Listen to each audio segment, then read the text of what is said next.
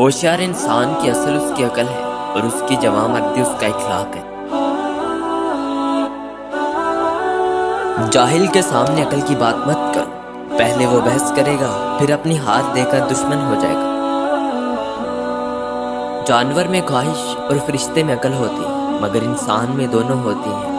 اگر وہ عقل دبا لے تو جانور، اگر خواہش دبا لے تو فرشتہ۔ عقل ایسی دوست ہے جس کو چھوڑ دیا جاتا ہے، مگر خواہش ایسی دشمن ہے جس کی پیروی کی جاتی ہے۔ عقل کے ذریعے خواہش نفسانی کا مقابلہ کرو۔ انسان کی اصل اس کی عقل ہے اور اس کی عقل اس کا دین ہے۔ ہر انسان کی قیمت اس کی عقل کے مطابق ہے۔ انسان کی فضیلت کا عنوان عقل اور اس کا حسن اخلاق ہے۔